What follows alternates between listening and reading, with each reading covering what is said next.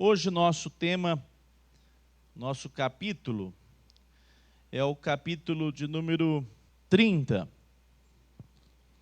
das censuras eclesiásticas. Quem está com a sua confissão aí, pode deixar ela aberta, nós vamos utilizar bastante. Esse é um assunto interessante, porque uma igreja bíblica, uma das marcas de uma igreja bíblica, Mark Devers destacou 9 marcas, e essas marcas têm relação com o cuidado que a igreja deve ter justamente em alguns aspectos, algumas áreas, e uma delas é justamente a disciplina eclesiástica, né? O cuidado que é exercido justamente em vários níveis. Muitas vezes o mais utilizado é a admoestação, como nós vamos falar, de maneira pública, a pregação da palavra, né? A pregação da palavra, ela sempre tem algo a nos preparar para um coração mais sensível e corrigido diante do Senhor. Não deixa de ser, até é fundamental que seja a exposição da palavra. Por que nós tantas vezes criticamos quando a Bíblia é um pretexto na igreja? Porque se você não tem a Bíblia, você vai contar algumas histórias, você vai falar sobre o testemunho pessoal, e isso não gera essa exortação ou a admoestação por meio da pregação da palavra. A palavra por si só, ela é suficiente para trazer no nosso coração os ajustes que nós devemos fazer. E se você observar, não existe nenhuma exposição da palavra de Deus que não sirva para você, que não sirva para nós. Ah, não, isso não serve para mim. Ela é sempre eficaz no nosso coração. Quando nós achamos que talvez não sirva, talvez é porque nós estamos um pouco distantes justamente dessa palavra, né? Talvez fiquemos um pouco anestesiados e nós precisamos falar: Senhor, aviva meu coração, traga meu coração rendido à tua palavra, porque nós temos uma relação direta com o nosso Salvador. Ele é o que nas nossas vidas? Senhor. E se Ele é Senhor, Ele é o dono, como é que funciona essa relação?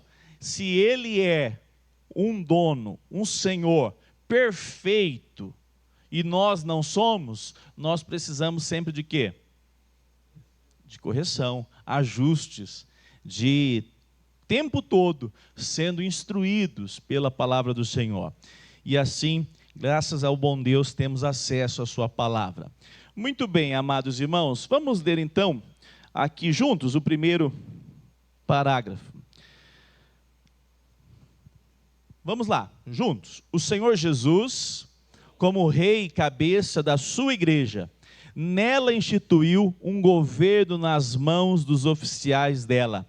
Governo distinto da magistratura civil. O Senhor Jesus, como rei e cabeça da sua igreja. Então, não é um homem qualquer o cabeça da igreja.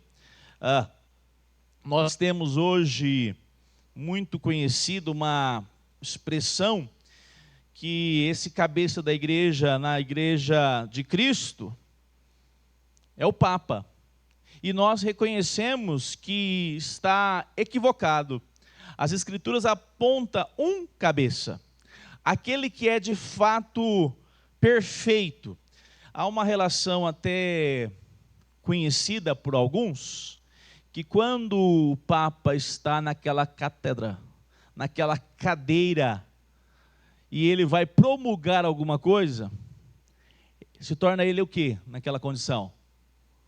Quem lembra? Não, quando ele está, porque vocês conhecem um pouquinho daquele ritual do Papa quando há pronunciamento, sim ou não? Já viram na televisão? Mas não estou falando para ele lá na hora de abençoar, não. Quando ele está sentado na cadeira, ex-cátedra. Quando ele está sentado naquela cadeira ali, ele é o quê? Consideram perfeito. Porque eles consideram ele sucessor de quem? De Pedro. Exato. E naquela condição daquela cadeira, ex-cátedra, ele está numa posição que ele é irreparável. que o pronunciamento dele não há nenhum tipo de necessidade de correção. E é por isso que nós vemos a confissão preocupada em apresentar quem é o rei, quem é o cabeça da igreja. Abra sua Bíblia lá em Isaías, vamos ler o texto de Isaías. Alguém já disse isso, né? Mas como é que vocês consideram o Papa perfeito? E aí a pessoa responde, não é que nós consideramos ele perfeito, mas quando ele está na função da cadeira ali, como Papa, naquela cadeira, ele é incorrigível, ele é decreto sem necessidade de ajuste algum. Isaías 9, versículos 6 e 7. Vamos ler juntos? Porque um menino nos nasceu, um filho se nos deu. O governo está sobre os seus ombros, e o seu nome será maravilhoso, conselheiro, Deus forte, Pai de eternidade, príncipe da paz. Ele estenderá o seu governo, e haverá paz sem fim, sobre o trono de Davi e sobre o seu reino, para estabelecer e para o firmar com juízo e com justiça, desde agora e para sempre. O zelo do Senhor dos Exércitos fará isto. Amém. Observe o que o profeta Isaías anuncia. O governo está sobre os seus ombros. Ou seja, Isaías está anunciando que viria o Messias e todo o poder, todo o domínio, todo o reinado será diante daquele que possui tal poder, que possui tais atributos. E quem é esse aqui, esse menino anunciado? Aquele que viria entre os homens, o Deus Emanuel, que se fez presente entre os homens. 1 Timóteo capítulo 5, verso 17, vamos abrir lá. Timóteo 5,17, diz assim: devem ser considerados merecedores de pagamento em dobro os presbíteros que, o que é a palavra aí? Presidem. Perceba que não é dono, que não é aquele que é a autoridade máxima, mas que presidem bem, especialmente os que se esforçam na pregação da palavra e no ensino. Aqui nós vamos ver um contexto de apontamento para aqueles que iriam suceder Jesus Cristo, porque Jesus fez o seu ministério, viveu entre os homens, foi morto, sepultado, ressuscitou ao terceiro dia e explicou: agora, depois de vocês terem visto tudo que eu fiz, tudo que eu vivi, vocês vão e fazer o quê? O que era para fazer? Fazer discípulos. Como é que chama esse grupo? Os apóstolos. Fazer discípulos. Como é que chama esse grupo de pessoas que se tornam discípulos de Jesus? A igreja, o ajuntamento daqueles que o Senhor mesmo agora chama por meio desses homens, que foram os presbíteros. No primeiro momento não, pastor, foram os apóstolos, e os apóstolos vão delegar esses homens. Nós vamos chamar inclusive de oficiais, nós vamos ver isso tanto em Atos com Deus, ou melhor, o Senhor Jesus colocando a igreja após a presença do Senhor Jesus, necessitou, os apóstolos cuidavam do ensino da palavra, mas precisavam também a igreja ser cuidada em termos de socorro, e nós temos ali Deus abençoando, a igreja por meio da presença dos oficiais, os diáconos também. Vamos para mais um texto, 1 Tessalonicenses 5,12. Isso, até aí. Irmãos, pedimos a vocês que tenham grande apreço, os que trabalham entre vocês, os que presidem, novamente essa expressão, os que presidem. Vamos lá para Atos 20, 17. De Mileto, Paulo enviou uma mensagem a Éfeso, pedindo aos presbíteros da igreja que se encontrassem com ele. Olha só, Paulo pedindo o encontro com esses presbíteros, porque os apóstolos dariam conta de pastorear a igreja do Senhor sempre. Então foi eleito quem? Os oficiais. Se nós observarmos aqui, estamos falando sobre os presbíteros, e nós estamos falando de presbítero com o termo que nós utilizamos aqui para pastor, presbítero, que é justamente a origem do termo. Nós entendemos que o presbítero é aquele que, no contexto da igreja presbiteriana, são os docentes, que têm a exposição, como aqui Paulo escreveu, admoestando, mas não somente, também nós temos os regentes, são presbíteros que formam, que compõem, no caso, o concílio, chamado conselho da igreja local. Então, isso aqui aponta que o Senhor Jesus, que é aquele que tem o governo nos seus ombros, deseja que a sua igreja seja cuidada, para que a sua igreja caminhe de maneira que agrade ao Senhor. Observe que o parágrafo 1 diz: o Senhor, Jesus como rei, cabeça da sua igreja, nela instituiu um governo nas mãos dos oficiais dela. Os oficiais aqui é uma palavra importante porque ela vai justamente envolver diáconos e presbíteros.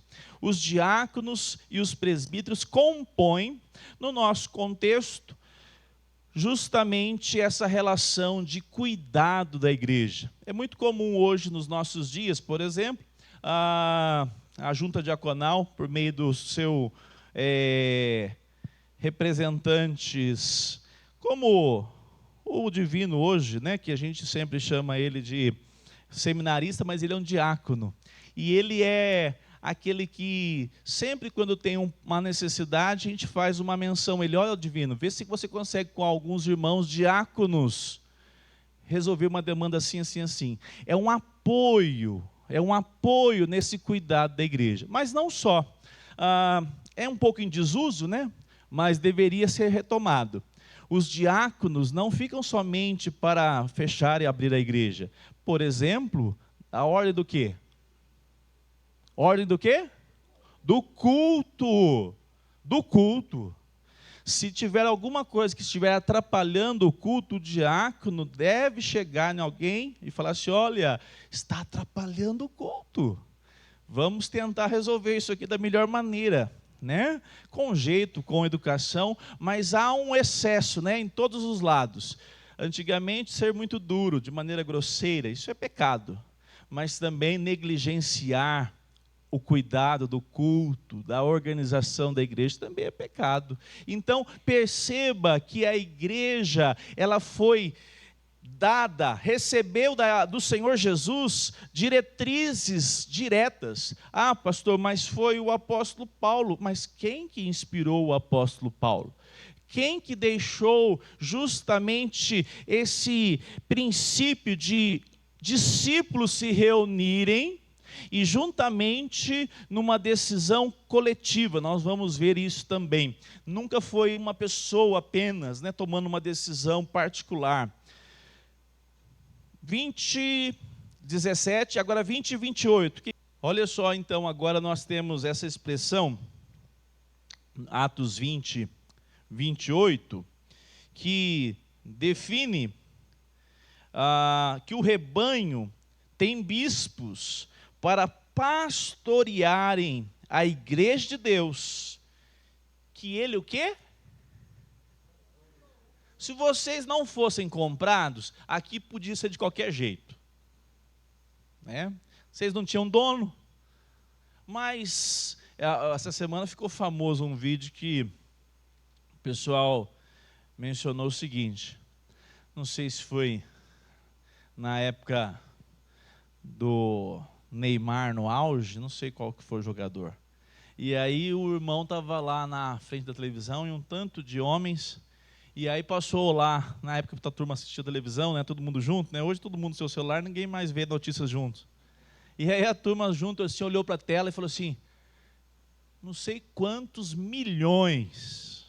E aí um olhou para o outro, a turma lá, e falou assim: nossa, mas que é isso? Que dinheirão. E eu falei: mas que é isso? Que dinheiro demais. E aí o irmão, né, irmão em Cristo Jesus, começou a dar risada. Falou, o quê? É pouco demais? Falei, que pouco, fulano? Eu disse, não, que coisa mais michuruca. Isso é pouco demais. Se vocês soubessem o preço que eu fui comprado na cruz do Calvário, vocês ficavam de boca aberta. A não ser que você não tenha dono. Se nós temos dono, nós temos, de fato, alguém a honrar, alguém a louvar, alguém que nós sabemos que é o dono da nossa alma e para ele que nós vivemos, para a glória dele. Então, quando nós falamos a respeito de aqueles que presidem, diáconos, no caso presbíteros, pastores, bispos, que é o mesmo termo, bispo aí é o sentido de pastor, de presbítero, cuidado com o rebanho. É para que o rebanho esteja, nós todos, nas diretrizes da palavra do Senhor. Uma coisa que é um exemplo que eu sempre gosto de pensar, é essas igrejas que não prestam contas para ninguém. Vocês já viram algumas coisas assim? Cada 10 tem umas 5 aí no mercado. Elas rompem com o local que elas estavam. Aí elas vão para um lugar, elas pegam qualquer local, o local não importa, mas o problema não está no local.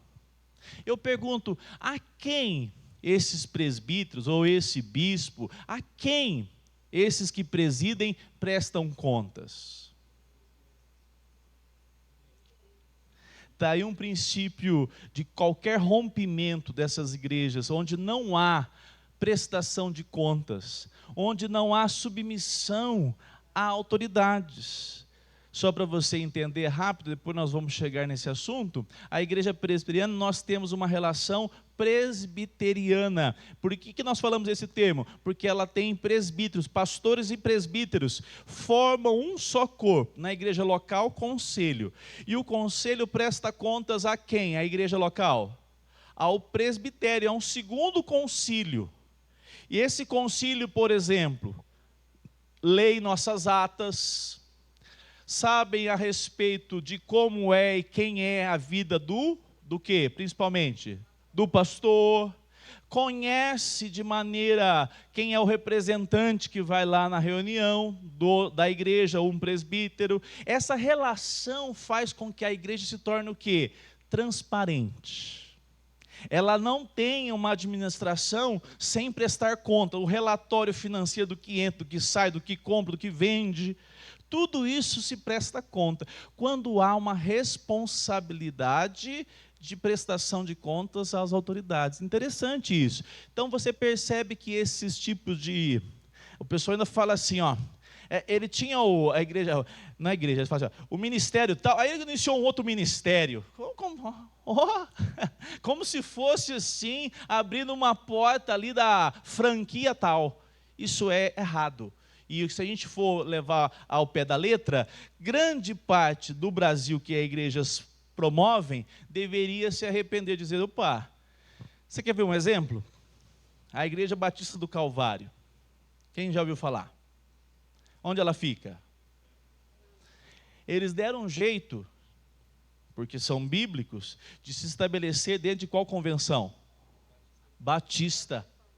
Você não pode plantar uma igreja e falar assim, não, eu sou autônomo. Ué, mas como assim autônomo? Você não tem uma reunião para falar sobre assuntos particulares sobre a sua igreja? Não, lá eu faço assim. Eu participei de uma igreja que era assim. Tá certo que hoje ninguém conta mais quanto ganha, né? Você já reparou? Quanto que você ganha? Chega um colega e diz, quanto você ganha? Ninguém conta mais isso, engraçado, né? Mas o pastor pode, né? O pastor pode. E deve.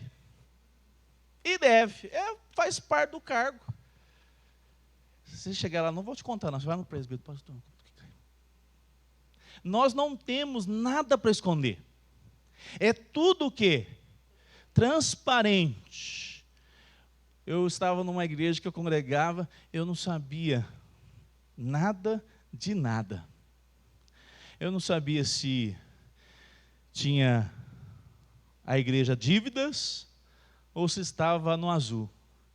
Eu não sabia se o pastor passava fome, porque talvez tem casos assim também, tem gente aí que, né? Normalmente igrejas sérias não deixam. Né? Normalmente não, porque o que acontece? Se há um concílio, o que o concílio faz? Para o pastor se sustentar, tem que ter um valor tal, mínimo, para poder ser uma referência para todos os pastores. É um cuidado com o pastor. Mas se você não tem essa prestação de contas, mas local onde isso acontece, se torna local de, como que eu posso chamar? Aspectos, como seria o nome? Velados, assuntos que não são tocados, não são tratados, não são transparentes. Nós entendemos que, juntamente com o colegiado de irmãos, o pastor toma as decisões todas de maneira coletiva e não particular. Porque o pastor faz parte, ele é o presidente do conselho, sim, mas ele é uma parte da engrenagem. Nós somos povo do Senhor Jesus. A igreja não é do pastor. E pode ser um pastorzão, hein? Pode ser aquele que tem 10 mil membros. Ele não comprou a igreja. Ele preside a igreja. A igreja não é dele. Então, isso é um ponto importante que normalmente não se trabalha, porque não se conhece muito no Brasil, né? Eu vou responder rápido, Cândida, porque nós vamos ter um assunto só sobre esse. Mas é assim, conselho local, presbitério, aí tem o sínodo. E agora em julho se reúne, vai ser lá em Manaus, o Supremo Concílio. Aí vão os representantes de todos os sínodos, que nós temos a presença também dos presbíteros, representantes de cada presbitério também. Então, vai ter uma comitiva agora, é a transição, inclusive, do presidente do Supremo Concílio, Roberto Brasileiro, exato. Ele agora deixa a presidência, depois de tantos anos, e louvado seja Deus pela vida dele, fez um bom papel, um bom trabalho, e agora, em 2026, em julho, nessa reunião, será decidido quem será o novo presidente do Supremo Concílio.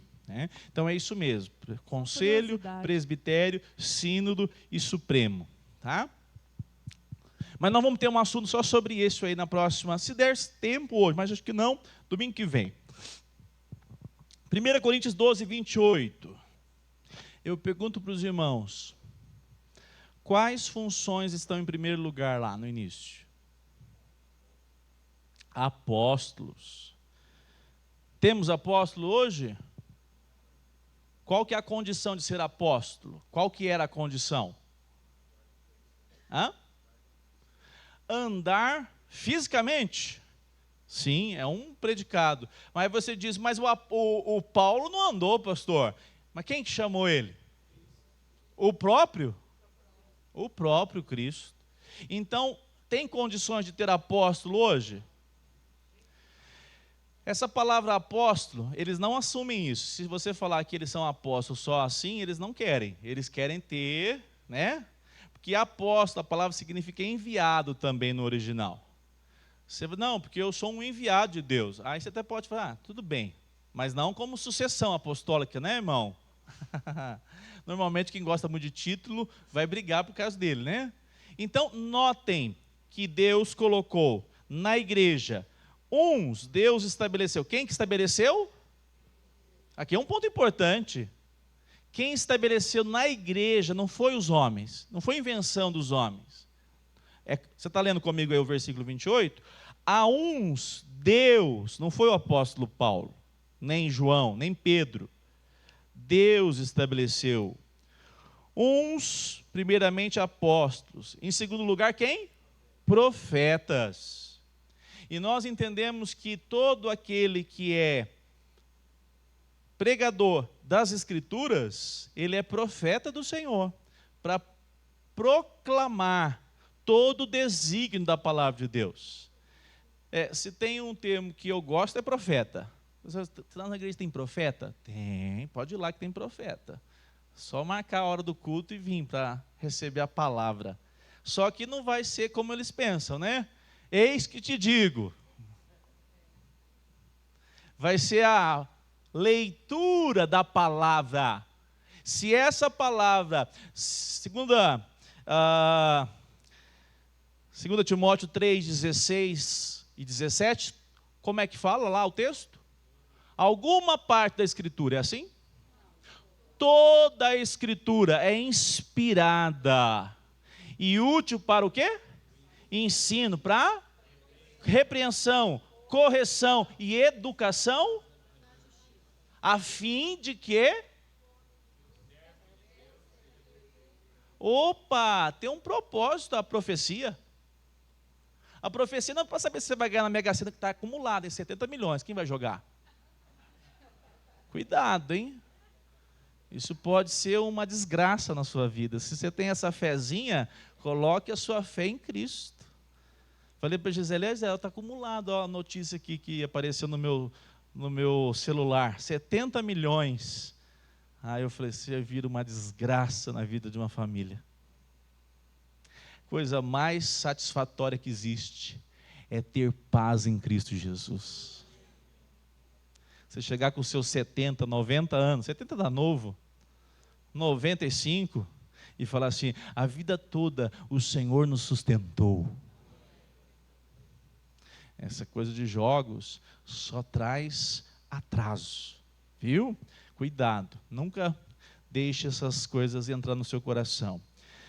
1 Coríntios 12:28, nós já lemos.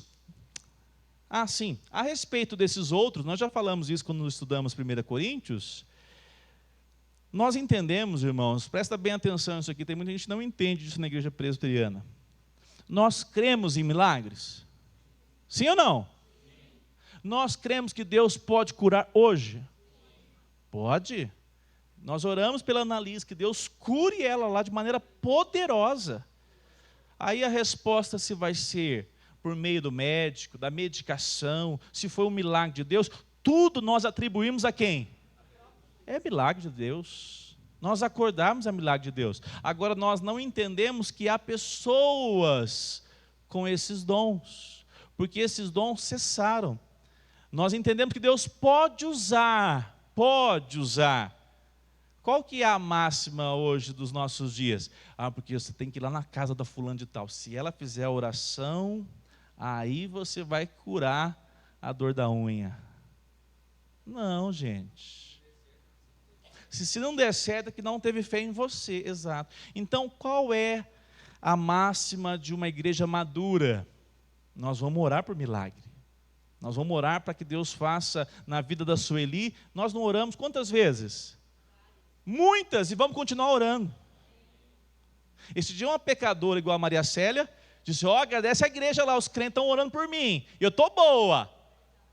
Agora qual o milagre que a gente quer na vida da Eliana?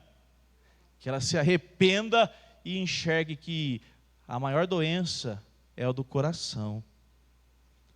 Percebam que normalmente quem não tem maturidade com essa coisa de dons, vive atrás de profetada para descobrir o que vai acontecer no mês que vem, e vive atrás para resolver os problemas ordinários do dia a dia. Está com um problema de saúde, vou ter que ir lá na fulana para buscar. Isso está relacionado à demanda do próprio coração, às próprias preocupações da vida. Ao invés de falar, Senhor, eu estou na tua presença, o Senhor pode me curar, mas seja feita a tua vontade. Essa é uma expressão que muita gente não gosta no Brasil, presbiteriano que ama, que nós somos bíblicos.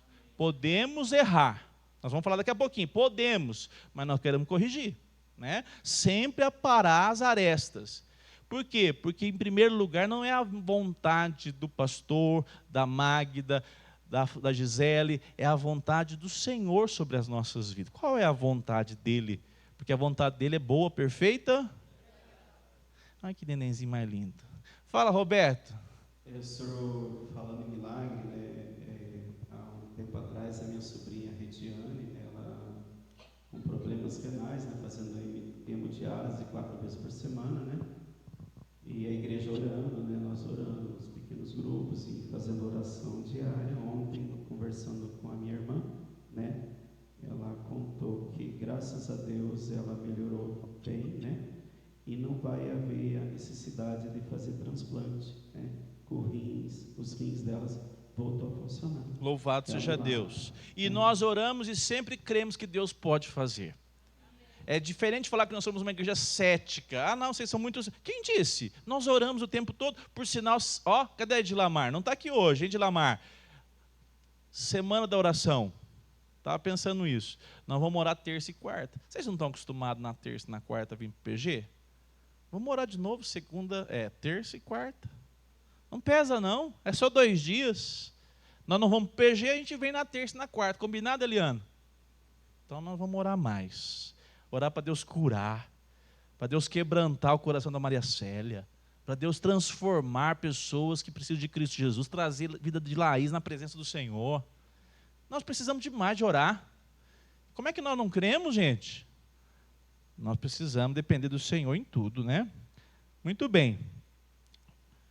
O Silvinho, lê o segundo parágrafo para mim, por favor.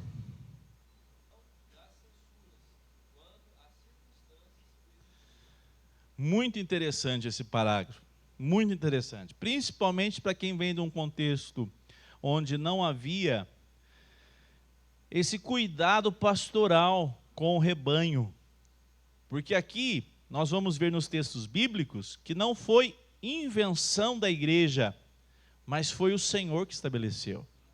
Mateus 16, 19, isso, está errado aqui na projeção. Vou começar aqui do 17 para vocês entenderem o contexto. Então Jesus lhe afirmou: bem-aventurado é você, Simão Barjonas, porque não foi carne e sangue que revelaram isso a você, mas quem? Ou seja, reconhecer que Cristo é Senhor não é mérito do homem. Verso 18: também eu lhe digo que você é Pedro, e sobre esta pedra edificarei a minha igreja, e as portas do inferno não prevalecerão contra ela. Verso 19. Eu, o quê?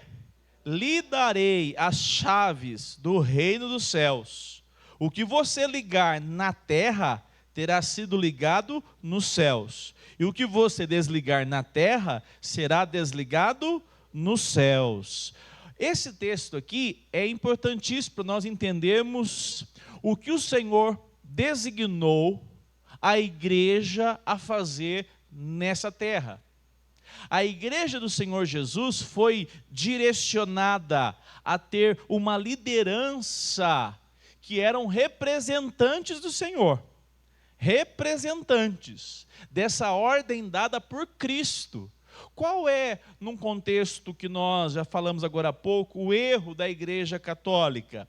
Que eles apontam que a pedra aqui é o próprio Pedro. E há um erro na tradução aí que considera Pedro como a pedra. Quem é a pedra é quem? Para nós a pedra não é Pedro. A pedra é Cristo. E é justamente sendo Cristo que Pedro vai ser usado como aquele que tem sim a autoridade dada por Jesus a estabelecer na igreja um governo. Jesus está apontando que a igreja, mesmo ele não estando presente fisicamente, tem um governo. E o que vai acontecer? As pessoas que estão convivendo com a igreja devem estar sendo presididas, devem ser admoestadas. E ele deixou claro, aquilo que vocês ligarem aqui, será ligado aonde? Nos céus. Por exemplo, aquela imagem tão bonita que eu fiquei feliz essa semana toda, semana passada eu tinha visto aquele vídeo. Lá em Guiné-Bissau, nossos irmãos em Cristo, numa igreja presbiteriana reformada, sendo batizados. Não é de muita alegria? Local simples, sem luxo, e recebendo o mesmo Senhor que nós temos aqui.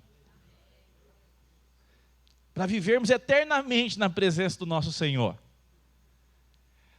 A igreja, por meio dos seus oficiais, por aqueles que presidem, estão fazendo o que então aqui, cumprindo esse versículo ou não?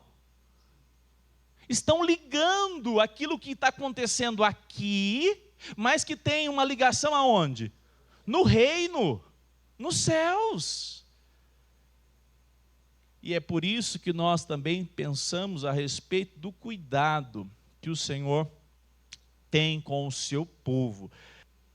Até fazer o seguinte, todos, se puderem, abram lá esse texto, por favor, Mateus 18, 17 e 18. Quem já viu esse versículo aqui, Roger? Assim, ó, Senhor, eu recebo essa bênção. A tua palavra diz que se eu ligar aqui na terra, será ligado no céu. Mas qual que é o contexto? A empresa que eu estou passando de frente lá, o banco que eu estou fazendo financiamento, preciso que seja aprovado. Está ligando aqui na terra, o senhor está aí, estou eu, minha esposa e mais 2 aqui, estamos reunidos aqui, estou ligando aqui na terra para ser ligado no céu. Realmente, o texto fora do contexto vira pretexto para tudo mesmo, né? Perceberam qual é o contexto? Qual é o contexto? Jesus está instruindo como a igreja iria conduzir, o rebanho sendo conduzido pelos líderes. Aquilo que é ligado na terra, ligado nos céus. A pessoa recebe Jesus Cristo, é batizada, ligada nos céus. Ao desligamento agora, vamos ver o que a nossa irmã, a amada irmã Cida leu. Se a pessoa não atender, diz o quem que tem que ser chamado? A igreja. E se recusar a ouvir também quem? Olha lá, irmãos, olha lá. Se recusar a ouvir as pessoas, expõe o assunto à igreja. E se ela recusar a ouvir a igreja? Isso aqui é o processo que nós chamamos disciplinar. Disciplinar. Essa pessoa está sendo obstinada. A pessoa, quando ela é admoestada a reconhecer a sua falta, ela pode reconhecer num culto público. Ela fala, nossa, essa semana eu fiz um trambique lá. Eu vou consertar esse negócio. Não está certo, não. Não consigo dormir, né? Eu tenho um conhecido meu que estava no seminário e contava assim que ele roubou o supermercado. Ele não foi, não considere o pastor ladrão não, tá? É que ele tinha uma velha vida. Aí ele disse assim que quando se converteu ele não aguentou. Ele chegou no dono do supermercado e falou assim, te roubei muitos anos. Nas minhas contas deu tanto. Até o Nicodemo sempre fala um negócio parecido com isso. Mas o meu colega roubava chocolate, roubava nesse negócio, tudo assim. E ele falou assim, eu não dou conta não de caminhar agora com a minha consciência cristã, sem acertar com você. Quero te pagar tanto, você recebe? Se você quiser fazer o que tem que fazer, tudo bem, me prender, mas eu estou aqui para confessar.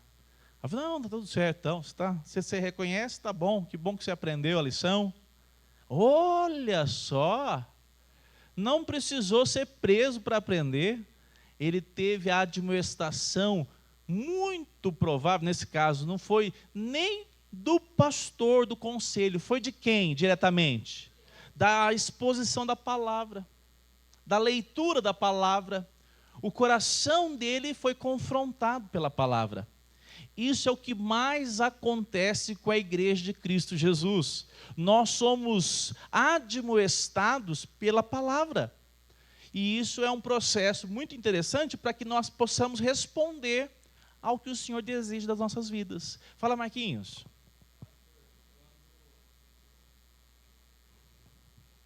Quando o Senhor Jesus traz nesse texto essa questão de ser ligado na terra e no céu, a partir da igreja de Cristo, ele também prefigura aqui a questão do sacerdócio universal, onde todos, né, têm livre acesso a Deus e têm conexão direta com o Senhor Deus? Eu entendo que não. O texto está apontando para autoridades constituídas. Exemplo, quem deve... Vamos pegar uma palavra, uma expressão bem forte no Brasil. Quem que pode expulsar o capeta se estiver lá atormentando na vizinha? Quem que pode? Não, quem que pode? Não. Sacerdócio universal. Você tem que chamar o pastor para fazer isso? Normalmente sim, porque você vai correr, né? E aí fala, pastor, vem correr comigo aqui. Mas quem tem autoridade para fazer isso? Qualquer servo de Jesus Cristo. Ué, tem alguém lá no seu trabalho oprimida, e ela está triste, isso é muito comum. Quem que tem a autoridade para falar assim, posso orar com você, minha amiga? Quem que tem a autoridade para fazer isso? Todos os crentes em Cristo Jesus. Isso é sacerdócio universal. Tem lá alguém lá para, vai ter uma reunião lá, Denner, você pode compartilhar 5 minutos de uma palavra? Eu sei que você é crente. Não, só o meu pastor que pode. Sacerdócio universal. Posso? Qual dia que vai ser? Vou me preparar e levo uma palavra de 5 minutos. Sacerdócio universal. Agora, a admissão na igreja, quem que pode receber? Dá um exemplo aqui. Só tem oficial aqui hoje. Rafael pode receber? Não. O Roger pode receber? Ou sozinho? Pode receber alguém como crente dessa igreja? Quem que tem que estar reunido? Os presbíteros. Os presbíteros que compõem inclusive o pastor. Porque nós vamos fazer um colegiado e vamos falar assim, será que dá para receber o Roger? Mas a vida dele está assim. Então vamos conversar com ele, vamos admoestar. Roger, primeiro você conserta isso assim. Isso é um cuidado para a recepção na igreja. Então não são todos que fazem parte desse processo, porque Deus colocou aqueles que vão presidir com um cuidado pastoral para receber e também para que mais? Excluir também. Primeira coisa que nós fazemos, o texto está dizendo isso, se nós desligarmos na terra, a pessoa foi admoestada pela palavra, nunca tomou um posicionamento, aí nós falamos assim, vamos chegar lá e conversar com ela? Vamos. Aí junta pastor, mais 1 ou 2 oficiais e vamos lá conversar. Irmão, o negócio está feio, já virou mau testemunho isso. O irmão reconhece? Não reconheço. Isso não é pecado. Como que não é pecado? Todo mundo já está escandalizado com isso. Está sendo um mau testemunho, de maneira que todos estão falando, nossa, mas olha o que está fazendo. Estou falando, por exemplo, sei lá, o que a gente pode dar um exemplo aí? Um mau pagador. Eu acho que é o mais comum, né? É mais simples. Ele compra, não paga ninguém. Não paga ninguém de jeito nenhum. E ele é o que na igreja? Crente. Aí chegou, começou, além de ficar com o SPC, os irmãos começaram a reclamar também. Não paga ninguém. Não pode fazer compromisso nenhum com ele. Quando esse irmão não reconhece, juntamente com aqueles que presidem, os oficiais da igreja, pastor, presbíteros, e ele não reconhece o seu pecado, ele deve ser admoestado, não somente agora, admoestado. Não vamos chegar daqui a pouco nesse termo. Ele vai ser, o que está dizendo aqui? Desligado. Mas não no sentido de desligado permanentemente, mas de uma maneira pedagógica. Vamos para o texto, para vocês entenderem o que Paulo trata a respeito disso. Mas aqui o ponto é, quem tem a autoridade para fazer isso? Os oficiais da igreja, exatamente. Eram os apóstolos. Depois designou quem? Os presbíteros e oficiais da igreja. Muito bem. Segundo, o próximo texto aqui para a gente pegar, 2 Coríntios 2. Quem pode abrir na confissão rapidamente, para a gente ganhar tempo? Vocês não estão com a confissão aberta, né? João 20, 23, né? Que eu pulei. Se lhes retiverdes, são retidos. Jesus aparece aos discípulos agora com o propósito de delegá-los. Ele iria designá-los a continuar a obra do reino por meio desses homens. E olha só o que diz. Porque esse texto aí, mal interpretado, então parece que eu posso perdoar o pecado de alguém? Parece que eu posso não perdoar o pecado de alguém, eu como autoridade, não como pessoa, indivíduo, mas como igreja, como liderança. Exemplo, Uma pessoa obstinada em pecado, após ser admoestada pela exposição, pela liderança, e ela continua de maneira contumaz, o que vai ser feito com essa pessoa? É necessário fazer? Retirá-la, afastá-la da comunhão. É o que nós chamamos na igreja presbiteriana de disciplina eclesiástica. Justamente para que ela possa, não ainda sendo tratada como pessoa que não pode retornar, ela é afastada para ela entender, opa, lá não vai fazer de qualquer jeito não, eu tenho que zelar pelo nome de Cristo. Vamos caminhar, para você ver aqui o exemplo mais concreto. As censuras eclesiásticas são necessárias para chamar e o quê? Ganhar para Cristo os irmãos. Eu conheço centenas e dezenas e centenas de pessoas que foram disciplinadas eclesiasticamente. A grande maioria corrigiu e se tornou uma bênção. Porque não é para exposição no sentido constrangimento, uma exposição por expor, para colocar pedestal, ó, você já não faz mais parte desse supremo corpo aqui. Agora você é, digamos assim, um membro mais largado de lado. É muito comum, a Priscila conta sempre, pessoas que são disciplinadas e que nunca mais podem participar de um corpo da igreja como membros. É até interessante, né? Essa expressão. Eles ficam isolados, porque pecaram e não tem mais correção. Não tem mais arrependimento para restaurá-los, né? Esse tipo de prática visa só a exclusão. A disciplina eclesiástica da palavra de Deus visa chamar essa pessoa, ganhar essa pessoa para Cristo Jesus. Olha lá o que o texto diz aqui da confissão. Chamar para Cristo os irmãos ofensores para impedir que outros pratiquem ofensas semelhantes, para purgar o velho fermento que poderia corromper a massa inteira, para vindicar a honra de Cristo e a santa profissão do Evangelho e para evitar a ira de Deus, a qual com justiça pode cair sobre a igreja, se ela permitisse que o pacto divino e os seios dele fossem profanados por ofensores notórios e obstinados. Olha só o que nós temos. Quem lembra de Acã? Quem já leu sobre a passagem de Acã? O que Acã fez? Subtraiu uma peça que não deveria. Quem que sofre antes de ser encontrado Acã? Todo o povo. Todo o povo.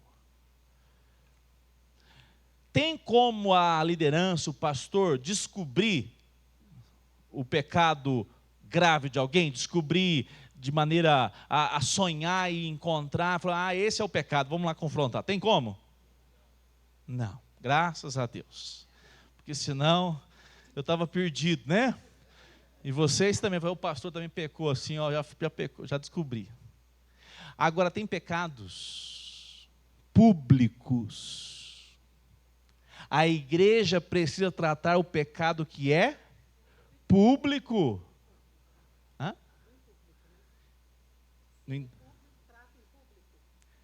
Depende.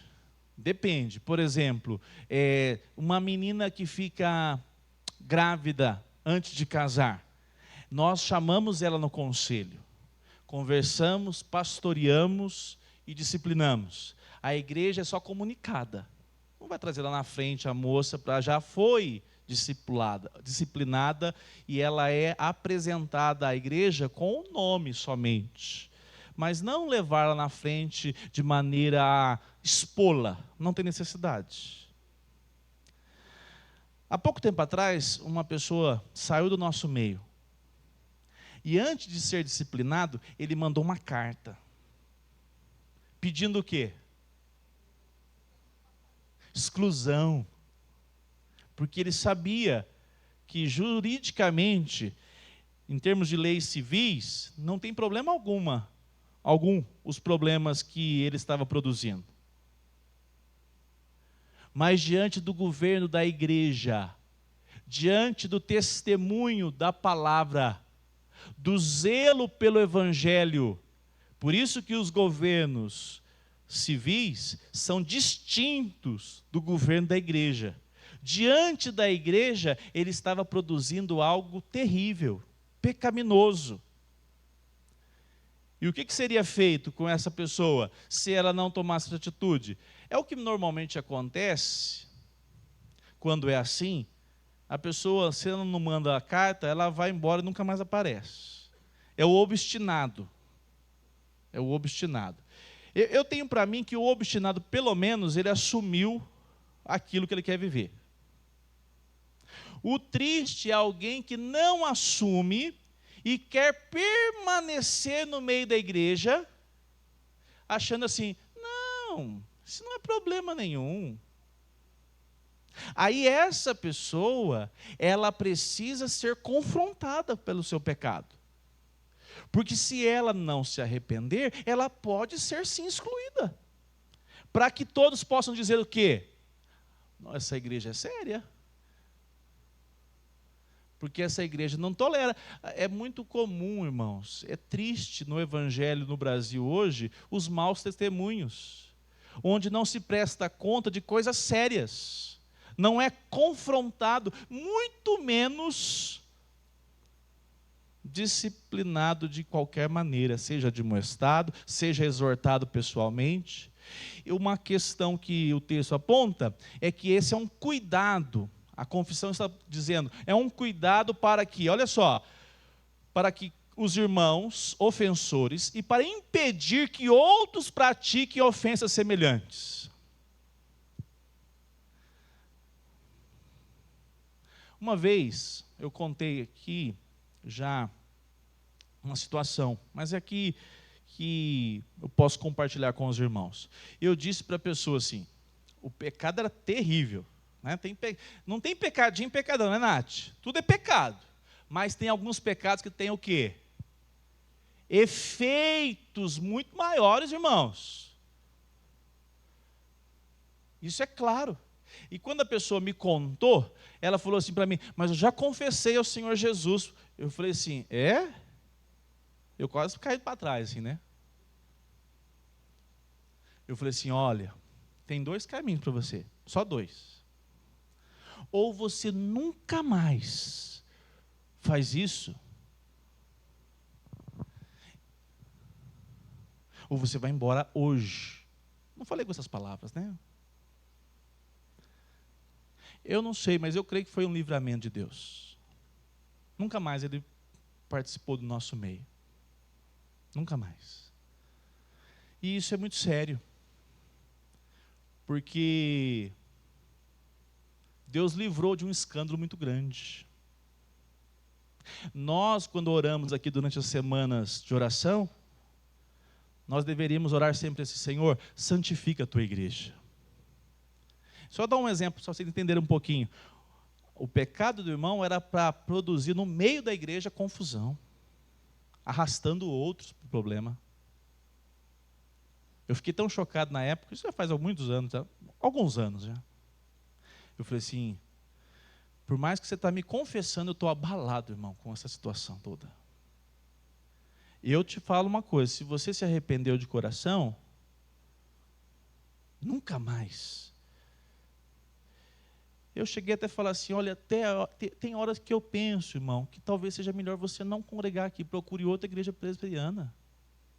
Mas eu também não estou certo ainda não, vamos orar. Eu fiquei muito abalado. E aí, de fato, a pessoa não quis mais continuar no nosso meio. Hoje eu até acho que ela não congrega em lugar nenhum. É por isso que de vez em quando Cadê a Eliana? Eu falei que eu queria ter um porrete, mas é melhor não fazer uso do porrete, não, sabe? Porque senão a gente vai ter a primeira igreja presbiteriana com o pastor preso, né? Gente, tem coisa que a gente ouve que você fala assim, não é possível que eu estou ouvindo um negócio desse.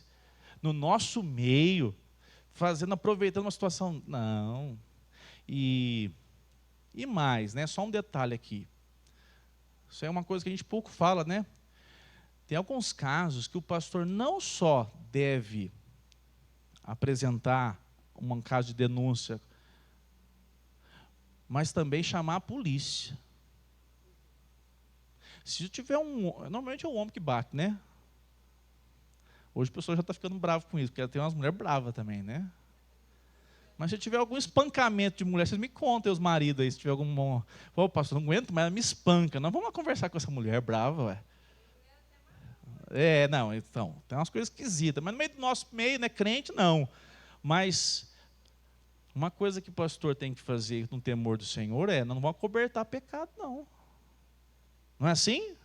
Se nós acobertarmos pecado, quem que nós somos? Nós somos uma associação corporativa? Até para que essa pessoa se arrependa. O marido se arrependa. Quem sabe o pastor conversando com ele muda de vida, toma um choque. E se não tomar e continuar disciplinado e denunciado. Porque é sério, né? Fala, Gisele. Espera aí que o Dene está chegando aí, Gisele. Porque o Dene, ele está sempre nos ajudando muito lá. Os casos que Paulo entregou alguns irmãos a Satanás, né? Em Coríntios, eu acho, né? Uma que a imoralidade era tal que ele falou, vou entregar a Satanás para que a carne seja mortificada, né? E no dia da salvação... Isso. E quando ele também, que eu acho que excluiu Alexandre e Mineu, né? Isso. É os nossos próximos textos, mas pode falar, isso mesmo. Tipo assim, porque realmente é sério. Fundamento para que a censura exista, para que purifique mesmo o espírito, para que a gente entenda que é sério contra Deus o que a gente faz, né? Contra ofensa contra Deus, contra a igreja, contra os irmãos. Exato. Me lembrei aqui de outro caso, né?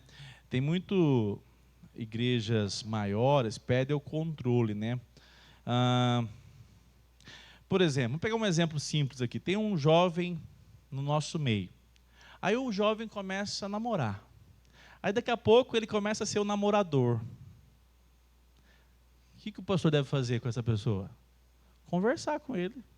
Assim, olha, será que a sua identificação com as moças está como predatória ou como servas do Senhor que desejam um marido? Conheci isso demais, gente. Mas não, a igreja é grande demais, muita gente para pastorear. Tem que ser confrontado um pecador desse. Você já está namorando a quinta aqui na igreja. O que está acontecendo contigo? Você é ruim demais? Você está brincando com as moças? Concorda ou não? Admoestado. Isso não quer dizer que ele vai ser levado lá. Se preciso for, pode ser lá no conselho, mas a admoestação faz parte do cuidado, porque primeiro para ele mesmo, que ele pode arrumar um problema para ele mesmo. E segundo, porque as moças, cada 10, 11 querem um casamento, não querem ficar brincando não com um namoro que começa e daqui a pouco já terminou. Pode terminar, mas não porque queria já do início. Esse cuidado pastoral com a igreja faz parte de uma prestação de contas, porque nós somos de Cristo. A igreja deve prestar contas a Cristo Jesus. 1 Timóteo 5,20 para nós terminarmos. 1 Coríntios 5, nós não vamos ler um texto maior que fala justamente o que a Gisele comentou. 1 Timóteo 5,20, rapidamente.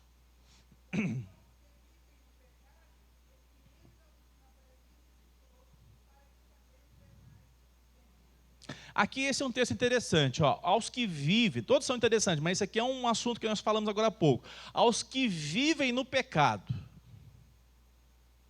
Por exemplo, imoralidade sexual Pornografia. Cada 10 pornógrafos, 8 não abrem a boca. Fica calado, velado. É um pecado. E se ele não procurar, principalmente o homem, a ajuda, talvez ele vá viver a vida toda capengando na sua vida espiritual. Quando a pregação é exposta sobre santidade, e é justamente uma das áreas que o Senhor deseja que nós sejamos santos, é claro que a pornografia é combatida, sim ou não? O Espírito de Deus está apontando para uma santidade. A pessoa, nossa, eu preciso corrigir isso. Os homens, nós aqui, nós somos muito visuais. Hoje o Instagram, não precisa mais de pornografia, é uma coisa muito imunda da nossa velha vida. Mas a nossa nova vida em Cristo agora, nós precisamos de vigilância, não é assim?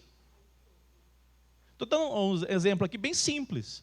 Agora os nossos olhos, o que nós colocamos diante dos nossos olhos deve ser agora observado, para que aquilo não se torne o quê? Uma lascívia no nosso coração.